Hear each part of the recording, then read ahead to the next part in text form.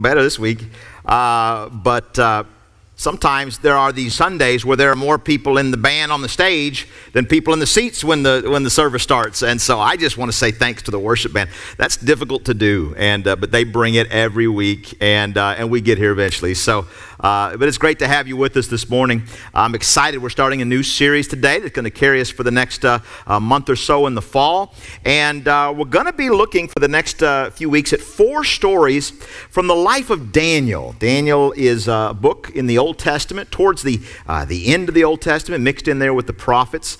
In fact, it's the last of the 5 books that makes up what's called the major prophets. You got major prophets, minor prophets. That doesn't have anything to do with how important they are. It's the length of the books. And so we're going to be looking at Daniel. Why Daniel?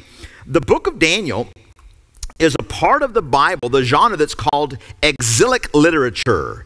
It's about the time of the exile. It, along with Esther, Ezekiel, Jeremiah, and then some parts of some of the minor prophets being the others. But it talks about the time when Israel was carried off into exile by the Babylonian Empire. After the story of the Exodus, okay, Moses and Pharaoh and all that business, the Babylonian exile was the next big tragedy that really marked national Israel. You might say that Exodus and exile were the two the biggest events kind of in the Old Testament biblical history of Judaism that were negatives that shaped the nation. Instead of the Pharaoh in Egypt from the first story, the enemy in this story, the bad guy, is King Nebuchadnezzar, the king of Babylon, who invaded Israel, carried the people off into exile, away from Israel, where back home their government and their schools and the arts and the culture and everything believed in the God of the Bible, now being carried into a new culture, a new city, a new nation that was hostile to the biblical God. And so the question came up for those Jews living in exile: how can I live a life of a believer in an unbelieving world? How do I live a spiritual life in a secular society where all the elements of culture are hostile to my faith and to the God that I believe in? And so that's really the question of Daniel. And Daniel is, of course, very relevant for us today, especially where we live. Because several years ago in America, in Europe, you had dynamics where those cultures, basically in the government, the arts, even higher education, were very supportive of Christian beliefs, either informally or sometimes officially supportive. I was in some nations this summer that had official, religions, state religions. We don't have that in America, but you see those dynamics. But that's really not true anymore. Even if they're official, they're not. In fact, the parts of the world that have official Christian religions have less church attendance than others that don't. It's not really a good practice. But today we live a whole lot more like Daniel, and we as believers have to live and ask that question: how do we live out our life of faith in a polytheistic, pluralistic, unbelieving world? So that's where many of us are. And some of you may not be believers yet. You may be here and seeking and trying to find out a little bit more about this Christianity. Maybe the question you're asking is, why should I embrace Christian faith when there are all these other options out there? And so Daniel is helpful for all of us in there. Daniel, for the first time in his life, had options. Growing up in Israel, not many options, but now he had options. But we're going to see, I think, as we walk through his life, we're going to learn some principles for living that I think will be very applicable to us today in our postmodern, post-Christian culture. And, of course, this is especially relevant to where we live in Austin. I don't know if you've noticed, Austin, not exactly the buckle of the Bible Belt, right? Outsiders don't get this. A lot of my church planter friends from around the country are like, but you live in Texas. I've been to Dallas. I've been to Houston. There's giant churches everywhere. Yes, but we may be 3 hours away from Dallas on the highway, but we are light years in culture. And so there are just different dynamics. For my Austinites, have you ever heard the saying? There's a kind of a popular saying around, if you're going to move north of the river, you might as well move to Dallas. You ever heard that? What that means is the further north you go, the more traditional, the more conservative the values get, which typically leads to, translates to larger church attendance, larger Christian adherence, and those kinds of things. Not so much in Austin, especially not in South Austin. Several years ago, I think it's been a decade now, but I was in a group of church planters in the city that would get together once a month or once a quarter just to encourage each other and talk about the city. And we brought in as a guest speaker the Austin City demographer. He's a staffer whose job is to just look at all the numbers and kind of project what's going to happen in the future. Pretty exciting job. And he was really fascinating, the things he would share. I don't know if you know this, but historically, Austin's population doubles every 20 years. Do you know that? The highways don't, but the population does. And so he was pointing this out, and I went back and looked at my notes from that. And he said, and by the year 2020, we would be the size of Denver. And I looked at it, it's like, oh yeah, he's right. We're already there. What Denver was then, we are now. So this kind of dynamic. Now, this city futurist just happened to be a Christian. And so during the Q&A part, one of the other church planners asked a question. They said, hey, when the city fathers are getting together and the city council's meeting or the staff, what's the role of the church in that? What's the view of the faith community? Do they ever go, hey, I wonder what the pastors think about this. Hey, let's get the faith community involved in this. How often does that happen? You know what his answer was? Never. Because never. There's basically zero visibility of the faith community in the local government stage in Austin. And he said, it's kind of strange. He had moved here from doing the same job in Atlanta a few years before. And he says when he moved to Atlanta, he got asked all the time, have you found a church yet? It was like, have you found a grocery store? Your kids got to school? You know where the good restaurants are? Have you found a church yet? And he said he had been there, I think it was about 6 years that he had been in Austin now. And he said he hadn't been asked that question one time. Just a different culture. Church is just not a part of the social fabric of our city. Those of us who are Christians, that hold a Christian worldview, we make up a minority within our city, which is why many Christians have moved to the suburbs, right? I'm not going to name names, but you've heard those conversations about neighboring counties and neighboring school districts and those kinds of things. That might be why some of you live where you do. Of course, some of it could be economics too. This is a rather expensive city. But the point is, nobody is mistaking Austin for the live Christian capital of the world, right? So when it comes to exiled believers learning to live in an unbelieving city, I think the book of Daniel has a lot to teach us. And so we're going to be looking through that over the coming weeks. And I want to start off today by coming to understand something about who Daniel was and how he got to be that way, what the factors were that made him that way. Next week, we're going to see an interaction that Daniel had with King Nebuchadnezzar himself. He gets in a place where he gets to speak truth to power. A very, very famous dream. In fact, people have interpreted that dream all kinds of ways over the year, right up to, Russia is the end times power that's going to usher in the Antichrist and all this kind of stuff. We're going to go over the dream later next week. This week, we're just going to cover one verse in that story, okay? Just one.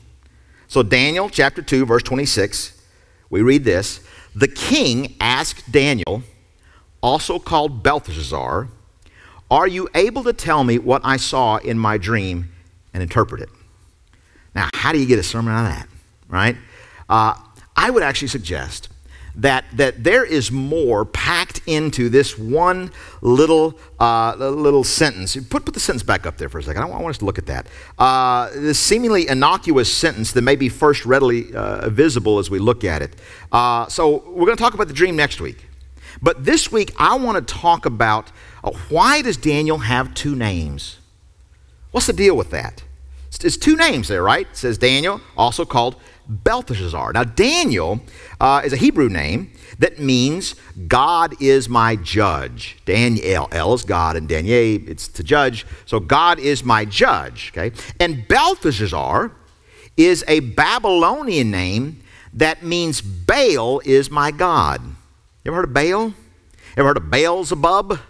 That's the Lord of the Flies. That's another god. But Baal was a Babylonian god. In fact, he was the god of fertility, which meant there was a lot of sexual promiscuity that went along with Baal worship.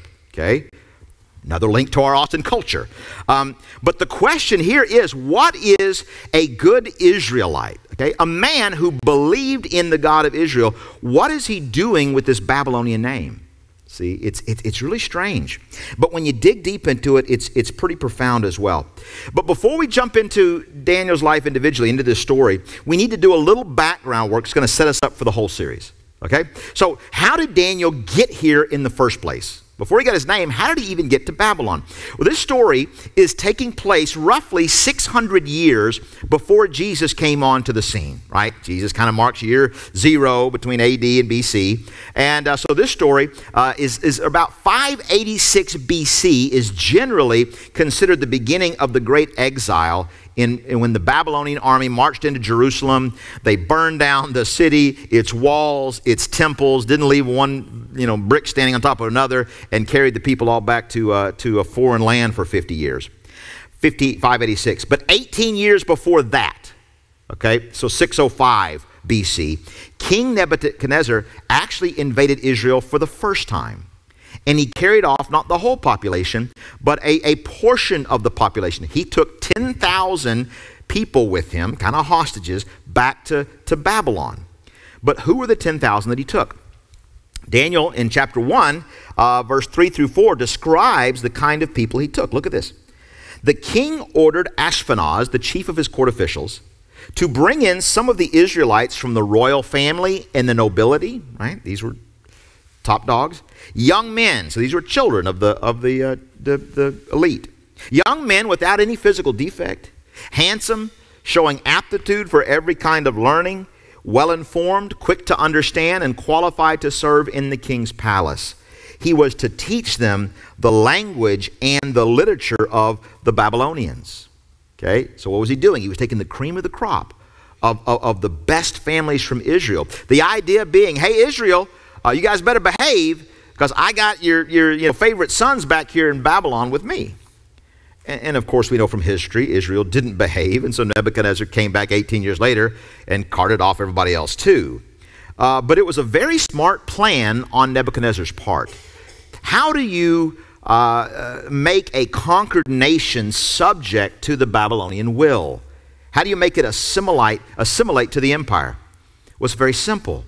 You take the leaders of the culture, and you get them to the leaders of their culture, and you get them to conform to the elements of your culture, which is why he wasn't just teaching them the language, but the literature, right? That's your culture, that's your ideas, that's your values. So you Babylonize them. Babylon had a polytheistic culture. They believed in multiple gods. Israel had a monotheistic culture, just one God. Hear, O Israel, the Lord your God is one. And so the plan was to destroy the biblical worldview of the whole professional class of Israel. And you're not going to do that by forcing people. We know, any smart leader knows, that if you force people to give up their beliefs, all you do is create martyrs, and that just makes people double down. Now, the smarter plan is to take the elite off by themselves, especially when they're young, and influence them so that they become intellectually and socially and spiritually and culturally Babylonian, and then their influence would spread to everybody else, right? Because these are the bell cows. That is a brilliant plan. And so what happens is, when these exiles got to Babylon, the first thing they did is this group of 10,000, they settled down outside of the city, kind of across the river, and they did what immigrant families always do throughout history. They kind of all gathered together in kind of a little ghetto so they could kind of protect their identity and kind of keep their own cultural values going and that kind of thing. So this is their first attempt. And what would happen is, within this Hebrew population began to rise up prophets that would speak to the people on behalf of God. They would meet the spiritual needs of the people, because you don't have a temple, right? That means you don't have any priests, and so there was a religious void, and so these prophets began to rise up and began to speak to them as soon as they got there. And if you want to know what they said, you go to another book, the book of Jeremiah, chapter 28. I won't read it to you, but the leading prophet, it says, was a man named Hananiah. And this is basically a summary of what he says in Jeremiah 28. He says, listen, guys, don't move into the city. Stay out of the city. We're believers, and as such, we've got no business in that pagan, wicked city. So just stay out of Babylon and pray against the city. See? And we are prophesying that God is going to judge this city and bring us back on top. In fact, he said within 2 years, God's going to turn all this around. He's going to end the captivity, and it's all going to be flip-flop. We'll have the cultural power. We'll be back in charge. So pray against the city, and in every other way, just avoid it. Just stay out of it, okay? That's Hananiah. But see, the Bible calls Hananiah a false prophet. The Bible says that's not what it was. And when the true prophet, when Jeremiah, who's still back in Israel, when he hears about what's going on, what his cronies are saying to these exiles over there, he sits down and he sends a letter of his own that contained the revealed will of God for these exiles in Babylon. And this letter became the blueprint for Daniel's life. And that's why we're reading it this morning, okay? And this is what he said. I do want to read you what Jeremiah said. Jeremiah 29, verses 4 through 9. He says, "This is what the Lord Almighty, the God of Israel, says to all those I carried into exile," it's interesting language, "from Jerusalem to Babylon. Build houses and settle down. Plant gardens and eat what they produce. Marry and have sons and daughters. Find wives for your sons and give your daughters in marriage so that they too may have sons and daughters. Increase in number there, do not decrease. Also, seek the peace of the city and the prosperity of the city to which I have carried you into exile. Pray to the Lord for it, because if it prospers, you too will prosper. Yes, this is what the Lord Almighty, the God of Israel, says. Do not let the prophets and diviners among you deceive you. Do not listen to the dreams you encourage them to have. They are prophesying lies to you in my name. I have not sent them." Now, this must have been astounding to the people who listened. This seems counterintuitive to what you might think God would ever say. In fact, some of you might think, well, Hananiah actually makes a lot more sense than Jeremiah does. If you've grown up in religion or grown up in Christianity, you may have heard those same kind of things. But God is saying something different. And specifically, God is saying here three things to the people that, again, must have just astonished them. The first thing God is saying is, listen, first of all, I want you to get a bigger picture of what I am doing. Okay? This is a city to which I carried you. Did you catch that? Right? Twice he says that. To all those I carried into exile. Wait a minute. This Nebuchadnezzar isn't writing this. God's saying, I'm the one that did this to you? He's saying, it's part of my plan that you've lost the cultural power. It's part of my plan that you believers now have to live in a pagan, wicked city. It's part of my plan. Part of my plan to change you and to renew you, but part of my plan to change them and renew them. It's part of my plan to get my word out into the world. See? So your loss of cultural power, of having to live as believers in an unbelieving world, it's all part of my plan. Okay? So in light of that, God says, move in there. Get in the city. Don't stay away. Don't form your own enclave out there. Get into it. So that's the first thing. The second thing God says is, I refuse to let you believe that the only choices you have are assimilation or separation. See, this is the dichotomy. The false prophets are saying, stay out, or else you're going to get in there and you're going to lose your identity. Separate, or else you will assimilate. But God is saying, that's not the only two choices. See, on the one hand, God is saying, don't assimilate. Okay, don't lose your identity. Remember, it said increase in number there, don't decrease. That means don't fade out. Don't lose your identity. Don't just melt in and become Babylonians. No, know who you are. Increase in number as believers. Stay in a covenant relationship with me. Okay? So on the one hand, don't just assimilate and lose your identity. But on the other hand, what? Build houses. Plant gardens. Settle down. You don't build a garden if you're renting, and you're going to be out next. No, he's saying, settle in there. Seek the prosperity of the city. And so what God is saying is no, I don't want you to assimilate, but on the other hand, I want you to move in. I want you to be deeply involved in the life of the city, economically, culturally, relationally. I want you to raise your families there. It's one thing to do business. I want you to raise your kids there. I want you to be deeply involved in the life of the city. So I won't let you assimilate, but I won't let you separate. I want you to be deeply involved in the life of the city, but living distinctly as my people, holding a distinct biblical worldview. See, what God is calling his people to be is to be spiritually bicultural. This is what missionaries have to be. We prayed for the Stubas today going into Tunisia. They've got to be spiritually bicultural. They got to love Tunisia. They got to understand Tunisia. They got all these things, but they got to maintain their Christian identity. And so this is what God's saying to us. I want you to move into the wicked city of man, but I want you to stay citizens of the city of God. I don't want you to love me and hate the city, but I don't want you to love the city and forget about me. I want you to love both. And so that leads to the third thing. First thing, I want you to see this is part of my plan. Second, I don't want you to assimilate or separate. But third, I want you to engage with the city. Okay, well, how? How do we do that? And here's what God says. Remember, pray for the city. Seek the peace of the city, because what? If it prospers, you'll prosper too. And that's the key. That's the motivation. Seek the peace of the city. That word peace, it's a word in Hebrew, the word shalom, which is a very, very important word. It's used in a lot of ways. Well, for one, it's used as a greeting. Do you remember, this is a fad from a while back, but there used to be these t-shirts that you'd see sold around, pretty popular. Just a black t-shirt with white lettering that said hello on the front and goodbye on the back. And they'd have like hola and adios. They'd have all these different languages. So I saw one time. This is very clever because it said shalom on the front and shalom on the back. Because in Hebrew, that means a greeting and a farewell. Okay, so there's that dynamic to it. But the Hebrew word shalom means more than that. In the Bible, it means complete well-being. Okay, total well-being. It's the world as God created it to be. It's Eden before the fall. Okay, it means spiritual well-being, physical well-being, economic well-being, relational well-being. See, in all the ways that the world was meant to be, it's paradise. When you see injustice in the world, when you see something and you go, man, that ain't right. That is not the way it's supposed to be.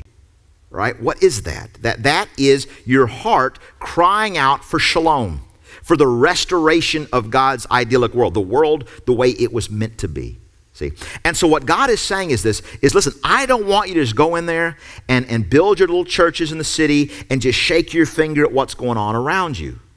That's not it. He's saying, I want you to put your lives on the line for the sake of making this a great place. I want you to make this city safe. I want you to make this city prosperous. I want you to spread your faith, yes, but I also want you to help people in need. I want you to do everything you can for this city out of love for this city. See? Pray for the city. See, the false prophets were saying, no, you pray against the city. God says, no. Don't pray against it. Pray that God will judge it so we get to be on top. No. The true prophet, God himself, says, no, I want you to go in the city celebrating. But not missing how broken it is. Yeah, see the brokenness. If you're celebrating but not seeing how broken it is, you're not really seeking its peace, right? If you go, oh, I love Austin, the music scene, and you just ignore the homeless like everybody else does, that's not seeking the prosperity of the city. On the other hand, if you go in to despise it, oh, this wicked city, so you're not doing anything for it either. Love the city. He says, love the city of man for the sake of the city of God. So live in both. Have two names, right? The reality is most Christians don't do this. Most Christians live lives of either assimilation or separation.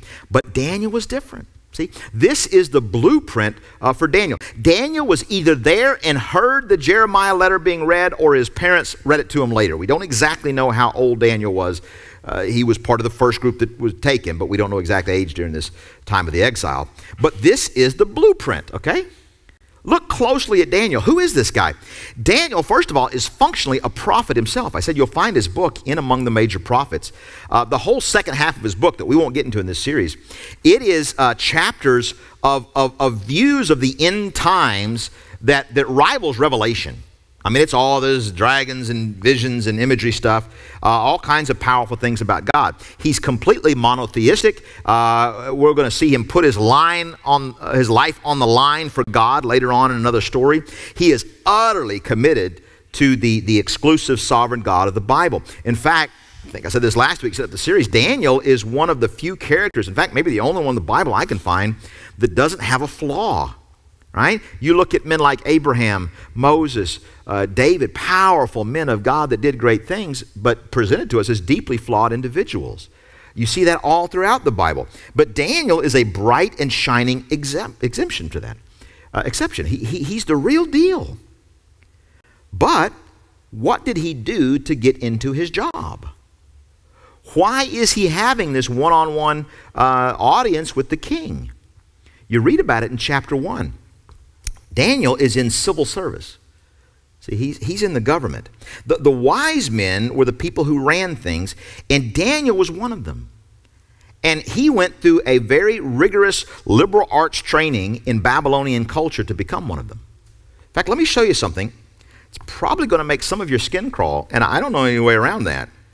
But in Daniel chapter 2, verse 27, it says, Daniel replied, "No wise man, enchanter, magician, or diviner can explain to the king the mystery he has asked about."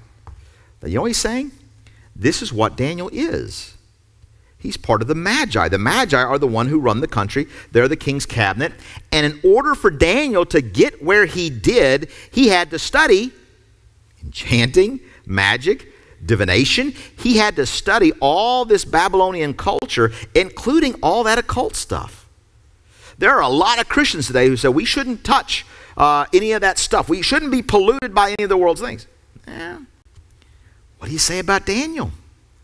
See, Daniel is a believer who mastered the pagan material of his culture and yet kept a very distinctive biblical worldview. And therefore, he was living and working at the highest levels of that pagan culture and government, and yet doing it distinctively as a follower of the God of the Bible. How could he do that? Why can't we do that? Because, see, the blueprint of his life was Jeremiah 29. And the rest of us are locked into either assimilation or separation. I got an example of this. It's not easy. I was trying to think of a good example, but let me give you one of the reasons why. And let's take a real practical example of a profession. And I could have chosen, I thought about a lawyer, business, politics is pretty straightforward. But so many things. But let's pretend that you're a student, one of you is a student at the University of Texas. In second service, we're going to have a lot of UT students here. We're doing a lunch for back-to-school lunch for UT students after service. So I kind of want to use an illustration for them. But let's imagine one of those students is in the drama department. They want to be an actor, okay? And they're getting ready to move off after graduation to Hollywood or New York and pursue their craft. But before they do, they come sit down with me and they say, "Hey, Pastor, what kind of role should I take?" Okay? As a Christian in this field, are there roles I shouldn't take? Are there parts I should play but not like it? Are there some roles I shouldn't take under any circumstances? And what are they? Okay? Now, if you just go to LA and never ask that question, if you never say, how does my faith, how does the cross, how does the resurrection, how does the gospel, how do the elements of my salvation, how do they impact how I do my job, how I do my acting? Okay? If you never wrestle with that, if you never ask that question, well, you've assimilated. See, you're just moved in there and decreased, as Jeremiah writes. You've lost yourself. See, so don't do that. It's kind of interesting. Brad Pitt's brother and sister, and actually mom and dad for a little while, attended the church that I served on back in Missouri. Doug, it was funny. I sat on some church board stuff with him. You'd be like, and then we go to Brad Pitt, because he looks just like him. So anyway, interesting story. Brad was actually the first Christian in his family. He came to Christ at a youth event when he was young and wound up getting the rest of his family into church. But later on, when he went out and got into Hollywood, he had a crisis of faith, and he wound up, walking away from that and abandoning it. So what? He assimilated, see? So don't do that. But on the other hand, if you say, what are the rules, right? If you come in and say, Pastor, I need you to spell out for me how many of a certain word I can say in a movie and still being a Christian, right? Can I kiss a woman who's not my wife as long as she's, playing my wife and the thing, what are the, how much of my butt can I show for artistic purposes? Jesus said, turn the other cheek, right? What's the, Which book of the Bible, Pastor, spells out the rules for actors? Well, guess what? There's not one. There's also not a book for Christian business people. There's not a book for Christian politicians. There's not a book for Christian scientists. Okay? Not the sect, actual scientists who are Christians. And yes, there's tons of them. Why no books? Well, because actually there's very few rules. Oh, there's some basic rules. Yeah, there's the 10 Commandments. Don't lie. Don't have sex outside of marriage. Be generous with your money. But you know what? Some of the best ways that we learn those lessons is by seeing the consequences of the people that don't follow them. See, you can learn virtue by watching a villain. There are some roles that are moral not based on the actions of the character, but on the results of those actions that they bring into the life of the character. Okay. Now, if a character is doing evil and the depiction is, see how great evil is, you just get away with it, that's not moral. But sometimes morality is displayed through seeing despicable things and the results that come into life because of that. And so if you say, well, I'm a Christian, I'll never portray an adulterer. Okay, but you're going to have to pass on the script for King David, the movie, when that shows up. It's just not that black and white. Portraying sin is not automatically the same thing as celebrating sin. Now, and again, we could do this for different... I have this conversation with attorneys in the church. Where's my line? What do I do? Okay. But here's the dilemma. If you don't even ask that question, what role should I take and shouldn't I take? If you don't even ask the question, you're an assimilator. If you insist that there's got to be rules, or you despair over the lack of rules, you're a separationist. You don't want to do the hard work of working this stuff out, thinking this stuff out in community with your brothers and sisters with the power of the Holy Spirit. By the way, let me go back to the Brad Pitt story just for a minute before we disparage him as a reprobate too much. I want you to hear a quote that he made in People magazine a few years ago about his faith that I think explains a lot. He says that growing up, here's his quote, I'd go to Christian revivals and be moved by the Holy Spirit, and I'd go to rock concerts and feel the same fervor. Then I'd be told, that's the devil's music. Don't partake in that. I wanted to experience things religion said not to experience. I wonder how many kids go off to college and swing to the extreme of assimilation because they heard the extreme of separation in the church growing up. Don't even go into the city. I know someone growing up, her dad wouldn't let her go to football games in high school because at football games they drank alcohol. And I was like, well, they're not serving alcohol in the high school games. Yeah, but it's a pattern, and you start this kind of dynamic. Right? We blame secular colleges for the drop-off in faith that occurs among so many 18 to 22-year-olds. But could the church share some of the blame in that? First of all, are we preparing them to understand their biblical worldview? But secondly, are we teaching them to be a Daniel? You got one side shouting assimilate, the other side shouting separate. And over both of them, God calls us to be a Daniel. You know, I grew up in Sunday school. I was a Sunday school kid, and we talked about Daniel all the time. In fact, there was a song that we used to sing called Dare to Be a Daniel. Anybody ever heard this song? Well, you're gonna. I got a little clip from it. Listen to this.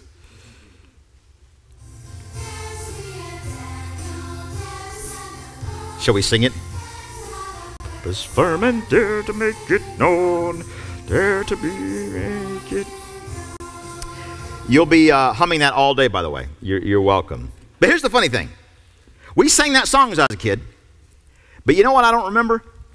I don't remember a Sunday school teacher ever teaching me how to be a Daniel. I never heard a Sunday school teacher say, now, by the way, boys and girls, what this is teaching us is that God wants you as Christians to get into government structures, entertainment cultures, educational cultures. You need to rise as high as you can in the pagan culture. You need to master the pagan learning and the non-believing literature and worldview. And you need to live and work in the city, but do it as a distinct Christian.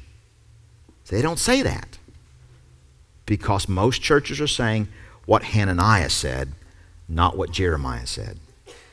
Most churches say stay away. Move out of the city. Take your kids out of those schools. Establish your own culture. And listen, and they mean well, but that's not actually the biblical worldview. And in the end, it doesn't advance the kingdom of God in the world. It just creates a little Christian subculture ghetto over here, or it's like a hobby. We've lost our last Christian bookstore in South Austin, and sometimes that bothers me because I can't go in and get certain things. But other times, there was something about a Christian bookstore that kind of turned me off. I'd walk in and everything was just here's what the world does, but here's like Christian fitness clothing. Like somehow Nike or Under Armour is somehow pagan, and it was just pray it. Oh, please. Listen, if you like that stuff, that's fine. But it seemed like there was always this little subculture of, Christian kitschy stuff. But I don't know that's the way. Let me give you an example. It's a personal example from the life of our church. Last week was our 15th anniversary as a congregation, and so I was going back and looking through some old photos of the church days, the old movie theater days, and I came across this one. It reminded me of a story. So this is circa about 2006. Oh, I got some O's. Some people remember the worship band in those days. And the three fellas in the back, okay, bass, drums, and lead guitar, those guys were the core of our worship band for several years, and they had their own band called the Professional Americans. I was playing their song in the mixer song. We'll play it, walk it out. You get to listen to them. They cut an EP or two. They played gigs all over Austin. We would see them several times. Now, I had known these guys since they were teenagers. Knew their parents. The parents were a friend of mine. They'd always been very gifted musicians. And so when they were in college, they were the core worship band for their church's youth group. Now, this youth group ran 600 to 700 students during youth service every week. Think about that, okay? Their youth group was twice the size of our whole church, right? So these guys were leading worship at that. It was very powerful, all right? At the same time, outside of church, they had formed their own band. They started as kind of this, in the parents' basement playing it out, and they were beginning to take the local college scene by storm. And so I would go and see them play in coffee shops and, let's call a spade, in bars, right? People would say, who's the creepy old guy in the back? I think the police are here. Actually, I was maybe 30 then. But I would go and listen to them, and they were really good, and they were starting to get some record label attention and things. But they really saw the band as a ministry, see. And not just the worship band part at church, but they were building relationships in the music community and just living out their faith in a pretty secular place. And then one day, the leadership of the youth group came to them and said, guys, listen, we got a problem. We can't have you out playing in bars on Saturday night and in church on Sunday morning. So you're going to have to choose. So you're going to have to separate. And it was a huge dilemma for these guys. And listen, it would have been different if they were playing in the bars to chase skirts and have a good time. I knew these guys. I knew their hearts. No, they saw this band as God's call for them to spread the gospel to the world, and now they were being asked to give it up. And the leaders of the youth group, listen, they were and still are good friends of mine. These are good people doing good work. They just got caught up in the difficult dilemma that so many churches do. Separate. See, if the lines look blurry, just separate. But Jeremiah says, nope, that's not what God's calling you to do. God's saying, I'm calling you to be there for the prosperity of the city. The city needs Christians. The city needs followers of Christ who will serve and minister and be his hands and feet in the community. And so one night after a concert, I went out and was talking to the guys, and we're in the back of this coffee shop, and I said, hey, listen, some of us are getting ready to head down to Austin, Texas to start a church, a new kind of church, a Daniel kind of church. And if you wanted to come with us, not only wouldn't we object to that, we would want you to go and play in the bars. And we'd be your covering for that. We'd hold the rope kind of. We'd ask you those tough questions that come along with living an accountable life in that kind of a situation. But we'd support you and we'd do all this. And I'll never forget that conversation because we were sitting on this table and on the wall next to us was a giant poster of Stevie Ray Vaughan. And I was like, look, it's a sign from God. It's the patron saint of Austin right here where we are. And sure enough, in time, they did just that. They all moved to Austin, and they served our church faithfully for about a half dozen years. And eventually, they grew up and had kids and got real jobs, and some of them moved away, and the band kind of fell apart. That is a tough business.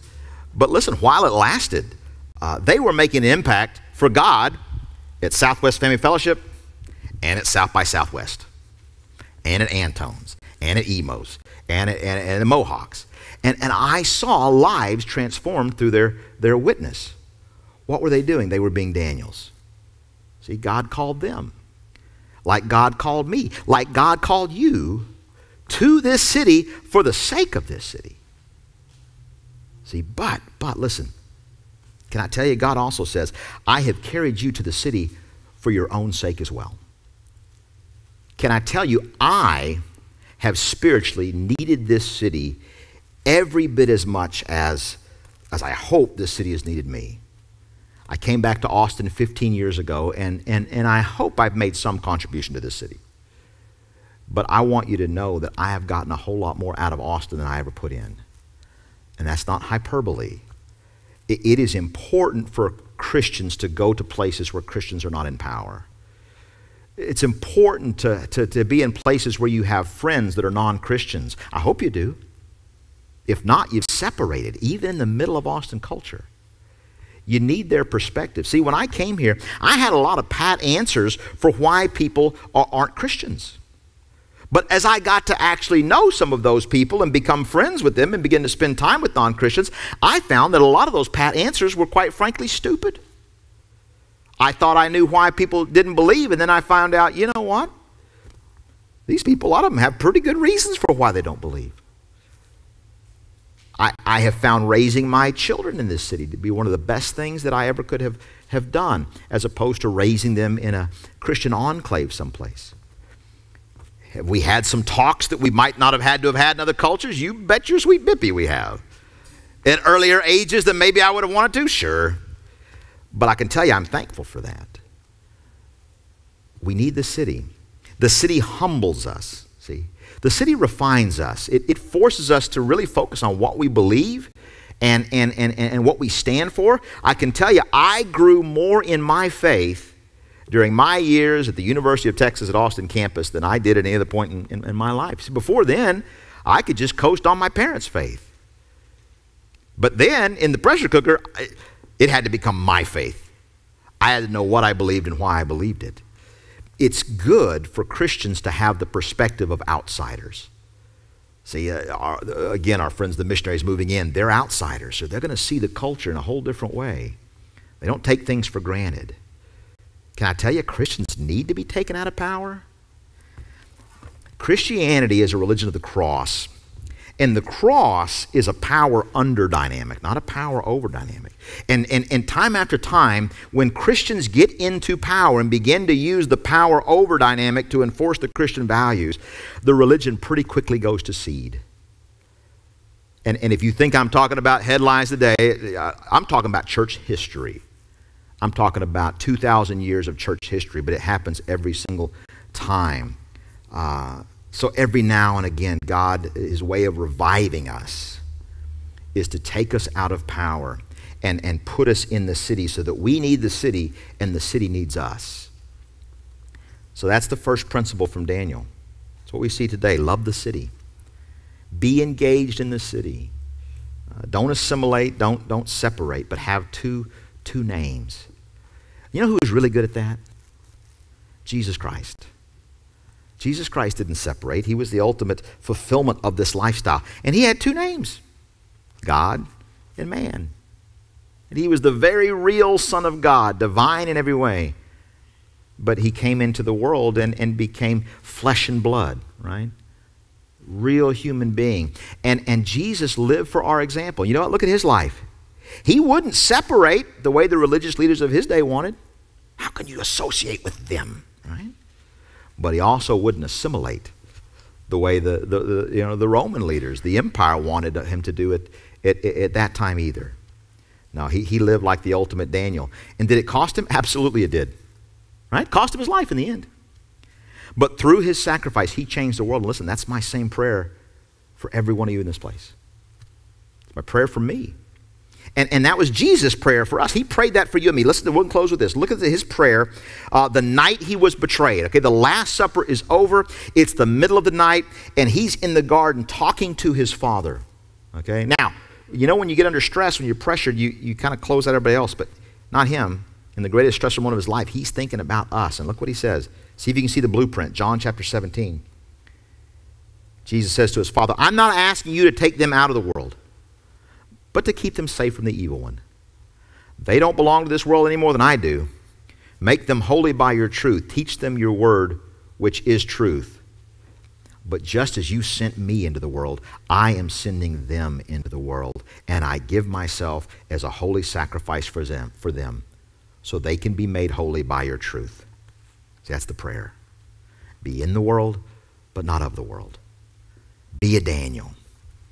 And for the next 4 weeks, we're going to look at how. We're going to look at some of these classic stories and see how we do that. And listen, I wish I could tell you it's easy. It is not. But I can tell you it's the calling. See? And the one who spoke to us through the prophet Jeremiah, the one who spoke to us through the prophet Daniel, the one who prayed that prayer in that garden, he will give you the strength, the courage. Maybe most of all, he'll give you the wisdom that you need to live it out. Be a Daniel. Let me pray for you. Father God, first of all, I love this city. Love this city, Father. We love our city. Even those that don't live in it but live around it, we live around it for a reason. It's what's brought us here. It's important. It matters. And God, our city is broken in so many ways. You know, Father, part of my prayer time is reading the newspaper in the mornings. I've got the Bible in one hand, the newspaper in the other, and I often pray through the newspaper over this city. Oh God, I say that is not shalom. Oh, that's not the way it's supposed to be, God. I pray for the peace of our city, and I pray for the prosperity of our city, not just financially. Sometimes too much money can lead to the opposite of peace and prosperity. Spiritual prosperity. But God, what we want to see is the shalom of this city. You've called us here to make a difference, God. And I see too many churches around our city that I used to sit in some of them, older churches that are against the city and pray to get, and now they're ineffective, and that's not what we want. But God, at the same time, we can't look just like the city. Our values do have to be different. We do have to live among them in a way that they go, there's something different about you. You're not just firing back at that person that hurt you. They spoke ill of you, and you turned around and were nice to them. What on earth? How can you forgive somebody that's hurt you? How come you're so generous? You're always willing to give away credit for stuff, and it just kind of rolls right off your back. What is that? That's our Christian values, Father. That's what when we live like Jesus in our culture. We got to have those values, but we got to be in the culture so they can see it. So we got to be where they can see us, but we got to have something they can see. And God, here again, we come to this great balance. And that's what we want to be at Southwest Family. We want to be people of this balance. And it's tricky, God. You know it's tricky. And I hope everybody, I'm not preaching against Christian schools this morning. I'm not preaching against Christian music or any of these other things. I'm preaching against the extremes that would either take us completely out of the world or make us so much a part of the world, but in neither case are we bringing the gospel to the world. God, help us to have the heart of missionaries in our own culture. Open our eyes. Give us the wisdom not to have to go into exile to see what you want us to do in our cities, in our schools, in our businesses, in our neighborhoods. Father, give us the strength to do that. Give us the wisdom to do that. Speak to our hearts, God, and that's going to look different for different people. There's no rule books for the engineers, for the teachers, for the business people, for the civil servants. We've got people that work in government right in this room. They're Daniels. And you're going to be speaking to them. You're going to be speaking to all of us as we walk through these verses together. Thank you for Daniel. Thank you for giving him the strength to live his life like he did, to be an example for us. What an incredible example. Difficult road he walked. Help us, God, to have the strength to walk that same road in following your Son, Jesus Christ. In his name we pray.